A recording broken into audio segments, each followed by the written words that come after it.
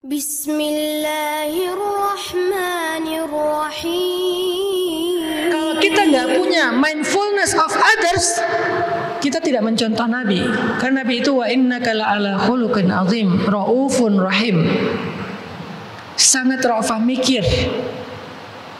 Ini kalau saya kayak gini, nanti orang lain gimana? Difikirin, ini bukan overthinking ya. Overthinking itu dibawa tidur, jadilah overthinking insomnia overthinking. Ini yang dia thinkingnya pas kejadian. Ini kayak gimana nanti kayak gini, oh hati-hati. Akhirnya orangnya hati-hati dalam segala urusan. Yang kedua, rahmah. Apa itu rahmah? Rahmah itu ingin memberi. Kalau ra'afah itu nggak ingin mengganggu. Kalau rahmah itu ingin memberi. Jadi rahmah itu, rahim itu artinya suka menolong. Itu rahmah. Suka menolong, suka memberi, suka menyenangkan, suka. Ya pokoknya yang membuat orang lain senang, yang membuat orang lain dapat pertolongan, dia suka. Itu namanya rahmah. Sehingga Nabi punya dua, satu nggak mau ganggu orang lain, yang kedua suka sekali menolong orang lain. Kalau ada orang lain butuh pertolongan, Nabi nggak mungkin diem, pasti ditolong. Hari ini teman-teman, dakwah kita masih jauh dari ra'fah dan rahmah. Dakwah kita masih jauh dari ra'fah dan rahmah. Malah di dalam program dakwah sekalipun kita nggak ra'fah dan rahmah. Parkirnya sembarangan. Kemudian kalau wudhu kita airnya sampai kayak air terjun, full kerannya dibuka. Kita nggak mikir kalau kita buka segede itu, pertama secara environment, secara lingkungan kita sangat tidak baik. Kedua, kalau kita boros berarti orang lain nggak kepake, nggak bisa pakai dong air itu. Kadang-kadang ada yang buka keran full, udah gitu dia buka lipat-lipat baju dulu, itu udah kebuka. Lipat-lipat baju dulu, dia stretching dulu, warming up dulu. Astagfirullah. Kita sering ngelihat itu di masjid, bukan di luar, baru di masjid. Yang harusnya lebih paham tentang adab, itu udah dibuka full. Kenapa nggak dibuka sedikit aja asal keluar, sehingga dia bisa berwudu tanpa harus kebuang banyak. Bahkan Nabi mengatakan, hematlah air walaupun kalian berada di sungai yang mengalir. Hematlah air walaupun kalian berada di sungai yang mengalir. Sungai yang mengalir itu apa sih hemat? Saking pentingnya berhemat itu. Di dakwah masih kayak gitu, sampah sembarangan. Kita nggak mikir bahwa dengan membuang sampah sembarangan itu akan mampet di selokan, nanti jadi banjir. Belum lagi nanti itu lebih parah daripada banjir adalah sampah plastik yang kita buang sembarangan itu baru butuh waktu lebih dari 300 tahun untuk terurai. 300 tahun. Dan sekarang jumlah sampah plastik yang sudah masuk ke dalam tanah kita udah luar biasa banyaknya. Sehingga lapisan terluar dari tanah kita itu udah plastik. Bagaimana kita bisa menghijaukan bumi kita kalau sampahnya udah masuk ke dalam tanah? Kita nggak mikir itu, nggak ra'fah. Yang penting gampang lah, buang aja, buang dari naik mobil, buang sampah keluar. Di tol, bayar kartu tol, keluar ininya, kertasnya, buang lagi di luar. Nggak ada ra'fah. Rahmahnya juga gitu. Kita tegaan. Harusnya kita nggak tega. Harusnya kita pengen bantu. Nggak bisa kita ngelihat sesuatu yang tersakiti, terzolimi, susah, kecuali kita akan membantu. Dakwah belum ke sana teman-teman. Dakwah kita baru di tataran narasi, tabligh akbar, ta'lim, pengajian, halaqah, baru di tataran itu.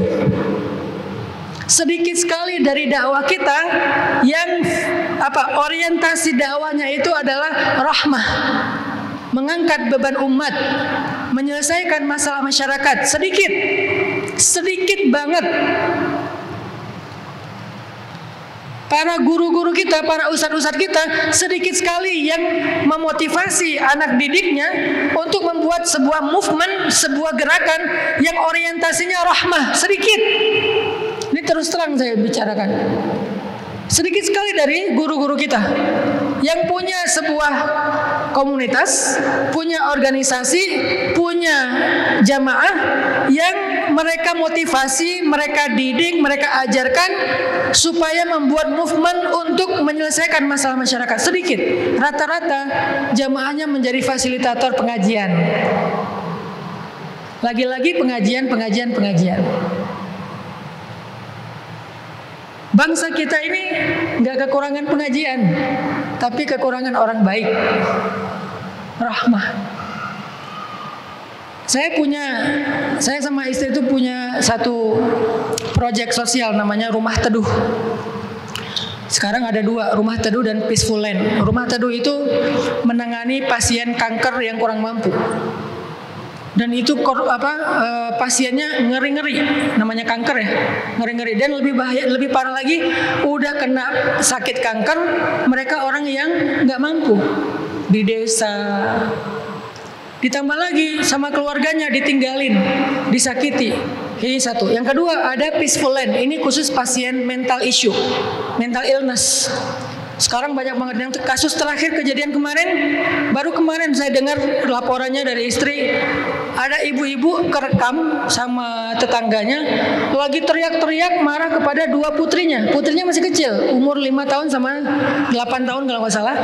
Ibu ini teriak-teriak, kencang teriak-teriak, bentak-bentak putrinya, dan katanya setiap hari kayak gitu, temperamen.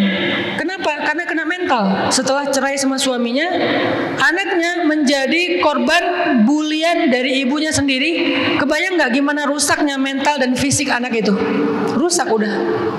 Gimana kita mengharapkan tumbuh generasi yang ideal ketika di rumah aja udah hancur, dibentak setiap hari dari pagi sampai malam. Salah sedikit, kadang-kadang nggak salah juga udah kena bentak. Bentaknya itu mengerikan kalau saya dengar voice note-nya. Yang saya nggak kebayang, kasihan perasaan anaknya digituin. Ini kena mental. Ada yang pengen bunuh diri, ada yang kalau udah kena yang skizo itu pengen bunuh orang. Sekarang yang kena mental illness dengan tipe skizofrenia itu, beberapa driver udah kena tuh. Driver kena skizo. Kebayang nggak? Orang yang kena skizo pengen bunuh diri dan bunuh orang. Sehingga dia sebagai driver travel kena skizo, ketika lagi kambuh dia tabrakin mobilnya ke truk di tol, dan itu udah kejadian beberapa kali. Sempat viral juga di TikTok. Cuman nggak dicari tahu kenapa penyebabnya. Katanya ngantuk. Sebetulnya bukan ngantuk. Dengan kecepatan tinggi dia sengaja menabrakkan mobilnya ke tol. Karena kalau orang kena skizo itu ada semacam teriakan dari dalam pikirannya, tabrak, akhirnya ditabrakin. Itu sekarang lagi banyak banget kejadian di masyarakat kita. Dakwah turun nggak menyelesaikan masalah itu. Banyak banget orang-orang yang susah di Jakarta. Saya nggak tahu di Lombok mungkin lebih baik ya. Di Jakarta itu di rumah-rumah yang kumuh dekat-dekat sungai itu HIV luar biasa. Kenapa? Karena mereka itu udah apa istilahnya BO ya, booking online ya. Udah pada BO. Anak-anak SMP udah pada BO itu. Bahkan pernah relawan kita datang mencari kasus di sana. Itu relawan kita ada yang agak cakep, agak ganteng dikit. Itu dipanggil-panggil sama anak SMP. Bang, sini aja bang, free kok, nggak apa-apa untuk abang. Coba. Itu parah kejadiannya di masyarakat kita. Mungkin Lombok jauh lebih baik dari kondisi kota-kota besar, tetapi masalah itu banyak. Minimal kanker, tumor, orang yang kena mental, broken home, dan seterusnya. Itu pasti banyak di mana-mana. Masalahnya sekarang, siapa yang peduli dengan masalah itu? Kita nggak usah saling menyalahkan lah. Kita tanya ke diri kita sendiri aja. Dakwah peduli nggak dengan masalah itu? Dakwah ngambil peran nggak dalam masalah itu? Atau dakwah cukup dengan tablik-tablik aja kayak gini? Cukup dengan taklim-taklim aja kayak gini? Nggak cukup teman-teman. Terus di mana rahmahnya kita? Sehingga bicara tentang akhlak Nabi SAW, salah satu rahasia keberhasilan dakwah Nabi adalah akhlak. Dan akhlak Nabi ra'fah dan rahmah. mindfulness of others, dan suka membantu. Gak ada satupun yang datang kepada Nabi minta pertolongan kecuali Nabi pasti menolong dia, gak pernah ditolak. Kalau Nabi gak bisa nolong sendiri, Nabi akan pegang tangannya, Nabi keliling ke rumah sahabat cari orang yang bisa nolong dia sampai selesai baru Nabi tinggalkan. Gak pernah Nabi menolak dan mengabaikan orang yang susah. Mudah-mudahan materi sederhana ini bisa menjadi motivasi buat kita. Yang paling penting adalah statement saya yang terakhir tentang masalah masyarakat. Saya berharap lebih banyak lagi ustadz, guru, dan para santri, para aktivis. Kalau kalian bikin komunitas dakwah, orientasinya jangan talim lagi deh. Udah banyak yang bikin itu. Coba orientasinya ra'fah dan rahmah. Selesaikan masalah masyarakat. Cari, dan gak usah jauh-jauh nyarinya, pasti nemu. Karena banyak banget masalah masyarakat kita. Cobalah dakwah, ambil peran dalam menyelesaikan masalah masyarakat. Dakwah peduli dengan apa yang terjadi di masyarakat. Baru namanya dakwah yang rahmatan lil alamin. شكرا هديت قلبي شكرا